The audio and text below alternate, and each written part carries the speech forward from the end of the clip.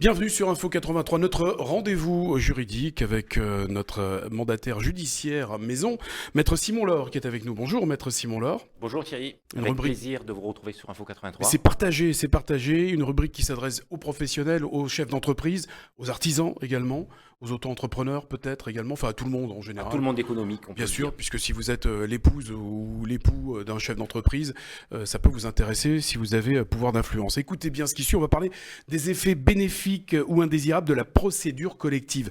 Qu'est-ce que la procédure collective ? Alors Thierry, on se retrouve sur Info 83 pour parler de cette procédure collective qui est souvent bannie par le public et par le monde économique. Mhm. Cette procédure collective vise à solutionner les entreprises qui sont en difficulté. Ces entreprises en difficulté, souvent rechignent à venir voir le tribunal compétent pour trouver une solution grâce aux procédures collectives. Alors, ces procédures collectives, il faut savoir qu'elles ont des effets bénéfiques, c'est incontournable, et elles ont également des effets néfastes. On va essayer d'étudier ce thème-là aujourd'hui, sachant... Oui Thierry ? Non, justement, j'allais vous demander quels étaient ces effets bénéfiques. Alors, oui, avant d'engager sur cette D'accord. discussion des effets bénéfiques ou des effets néfastes, convient quand même de rappeler que la procédure collective, c'est une décision de la part du dirigeant d'entreprise. Donc, c'est lui qui peut solutionner ses difficultés grâce au tribunal de commerce. Juste un petit rappel, mais à mon avis, c'est important. Vous savez qu'il y a le redressement judiciaire, la sauvegarde. La sauvegarde, on nous le définit comme une difficulté que la société n'est pas en mesure de surmonter. Donc c'est assez schématique pour dire, oui, on a une difficulté, oui, on peut trouver une solution, et oui, on s'adresse au tribunal. Donc pour revenir à votre question sur les effets bénéfiques, alors j'ai fait une petite liste succincte. Le premier effet, c'est l'arrêt de la part des créanciers des poursuites. Vous l'avez vu, je pense que vous le voyez également, vous avez un passif qui est gelé.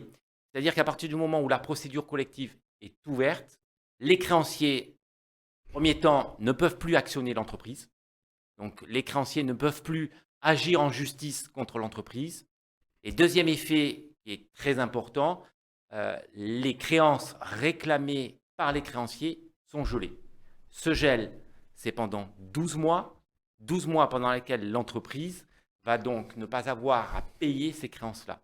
Donc, effet important. Très important même. Ouais. Protection du tribunal, deuxième effet, l'entreprise est sous la protection du tribunal. Donc ça veut dire que toute action à l'encontre de l'entreprise va être filtrée par le tribunal. Le juge qui est désigné par le tribunal de commerce, le juge commissaire, va avoir un impact important. C'est lui qui va être la pierre angulaire de la procédure collective et c'est lui qui va pouvoir solutionner toutes les difficultés de l'entreprise. Donc, n'hésitez pas, la procédure collective, elle a des effets bénéfiques. Ces effets bénéfiques, c'est le gel du passif, les créanciers qui sont arrêtés dans le cadre de leur poursuite et la possibilité de trouver des solutions avec le juge commissaire. Dernier effet, mais celui-ci, il est indu par les effets précédents, c'est, à mon sens, l'effet le plus bénéfique pour l'entreprise. On vous gèle vos dettes. Donc, votre trésorerie va redevenir positive. Puisque vous n'avez plus à payer ce qui est avant, vous allez devoir avoir une trésorerie qui va se reconstituer avec tout ce que vous allez encaisser par la suite. C'est très, très, très important donc de profiter de cette période. Il y a des effets néfastes s'il y a des effets bénéfiques. Et oui, malheureusement, les effets néfastes, ce sont les effets que l'on connaît à l'heure d'aujourd'hui par la circularisation de plus en plus rapide de l'information. Les effets néfastes, c'est à partir du moment où vous êtes en procédure collective, redressement judiciaire ou sauvegarde, c'est inscrit sur votre CABIS. Donc, toute personne peut en avoir connaissance et on sait que l'information circule de plus en plus vite. Donc, effet néfaste vis-à-vis de vos clients qui vont, s'ils consultent Infogreffe, vont pouvoir prendre connaissance de cette procédure collective. Et comme on le sait, la procédure collective, c'est quand même une difficulté de l'entreprise. Le client va pouvoir se dire, est-ce que je contracte ou je ne contracte pas avec cette entreprise. Deuxième effet néfaste, qui est dans le même ordre d'idée, les co-contractants, l'entreprise partenaire, le banquier, l'organisme de leasing va se dire, Ils sont moins généreux, on va dire. Plus Tout à regardants, fait. en tout cas. Ils sont tout à fait plus regardants. Ils vont se dire, l'entreprise est en difficulté, donc si elle est en difficulté, je vais avoir plus de mal à contracter avec elle. Voilà. Donc, on a la tête sous l'eau, on nous maintient la tête sous l'eau. Ouais, Ouais, oui, c'est ça. malheureusement. Dernier effet, mais c'est un effet qui d'un côté est, je dirais, néfaste, et on peut en tirer peut-être un côté bénéfique. Vous êtes sous la protection du tribunal. Le tribunal veut avoir des informations complémentaires. Donc le tribunal va vous demander un travail supplémentaire, un travail administratif et un travail comptable. Les organes de la procédure, tant le juge commissaire, le mandataire judiciaire, l'administrateur judiciaire et le tribunal, vont vous demander d'avoir plus d'informations sur votre entreprise. Alors oui, un travail supplémentaire, oui, peut-être un travail bénéfique également, puisque ce travail va vous permettre de réorganiser administrativement votre entreprise, de suivre au plus près votre gestion, d'avoir des tableaux de bord, d'avoir des situations comptables. Donc ce travail-là va vous permettre d'être en adéquation, je dirais, à la demande qu'on formule vis-à-vis du chef d'entreprise, d'être au plus près de l'information. Alors, c'est une situation, bien sûr, qui n'est pas évidente, mais il est important d'avoir tous ces éléments en sa possession.